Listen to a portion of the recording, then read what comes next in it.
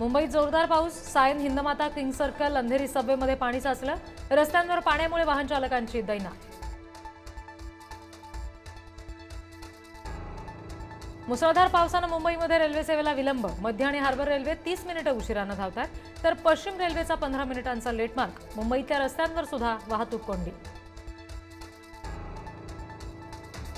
मुंबई ठाण्यात पुढचे 48 तास अतिमुसळधार पावसाचे. मुंबईमध्ये दुपारी शाळांना सुट्टी. अनावश्यक प्रवास टाळण्याचं पोलिसांचं मुंबईकरांना आवाहन. नवी मुंबईला सुद्धा पावसानं झोडपलं. एमआयडीसीतील सखल भागात पाणीच पाणी. विद्यार्थी आणि चाकरमान्यांचे हाल. धाराशिवमध्ये 4 दिवस झालेल्या पावसानं मोठं नुकसान. 38,000 एकरवरील पिकं बाधित. 53 जनावरं वाहून गेली.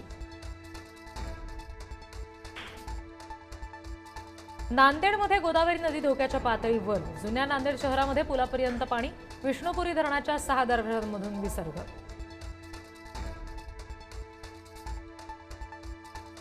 इसापूर धरणातून विसर्गामुळे नांदेडमध्ये पैनगंगेला पूर. तब्बल 24 वर्षांनंतर सहस्त्रकुंड धबधब्यानं धारण केलं अजस्त्र रूप. कोल्हापूर रत्नागिरीला जोडणाऱ्या आंबा घाटातल्या रस्त्यावर दरड कोसळली. घाटातील वाहतूक ठप्प. बुलढाणा जिल्ह्यातील पेनटाकळी धरणाचे सगळे 9 दरवाजे उघडले. पैनगंगा नदीकाठच्या गावांना सतर्क राहण्याच्या सूचना. रत्नागिरीत मुसळधार पावसाची हजेरी. खेडच्या जगबुडी नदीला धोका पातळी गाठली. शास्त्री, कोदवली, बाव नद्या सुद्धा इशारा पातळीवर.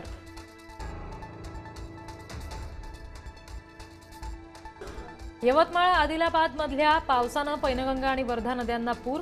राजुरा बामणी पुलापर्यंत पुराचं पाणी. सुरक्षेसाठी मार्ग बंद केल्यानं चंद्रपूरच्या 4 तालुक्यांचा संपर्क तुटला. नांदेडमध्ये पावसाचा धुमाकूळ सुरूच. मुखेडमध्ये मुसळधार पाऊस. वृद्ध नागरिकांचं स्थलांतर. तर पैनगंगा नदीच्या पुरामुळे हजारो हेक्टर शेती पाण्याखाली. पीक सडून जाण्याची भीती.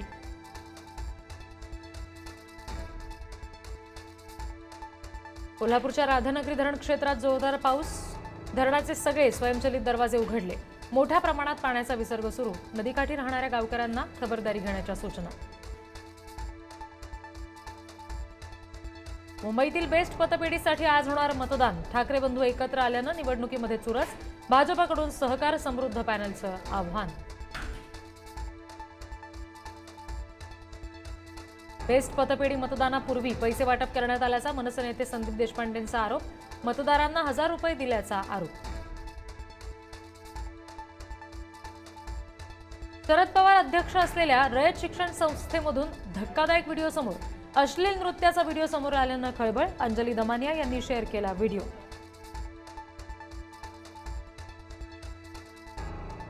संभाजीनगरमध्ये मद्यधुंद कार चालकानं 6 जणांना उडवलं. समर्थनगर परिसरातली घटना. एक महिला आणि मुलगी गंभीर जखमी.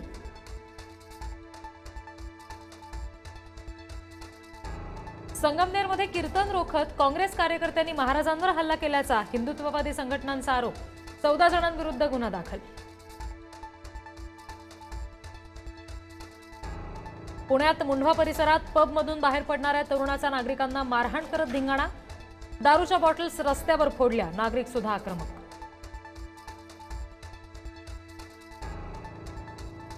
प्रांजल खेवलकर यांच्या अडचणीत वाढ. खेवलकरांचा दुसरा मोबाईल पोलिसांनी घेतला ताब्यात.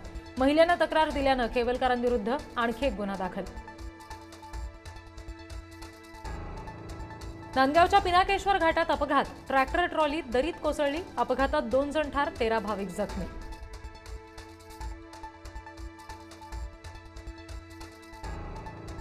लाडक्या बहिणीप्रमाणे सुनबाई सुद्धा लाडकी होणार. आगामी पालिका निवडणुकीच्या पार्श्वभूमीवर महायुती घोषणा करण्याची शक्यता. तर नेहमी लोक भुलणार नाहीत. ठाकरेंच्या शिवसेनेचे अंबादास दानवे यांची टीका.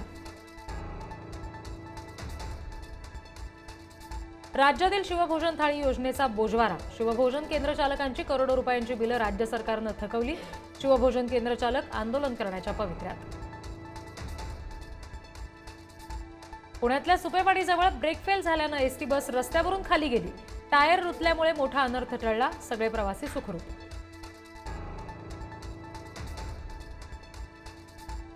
Thank you.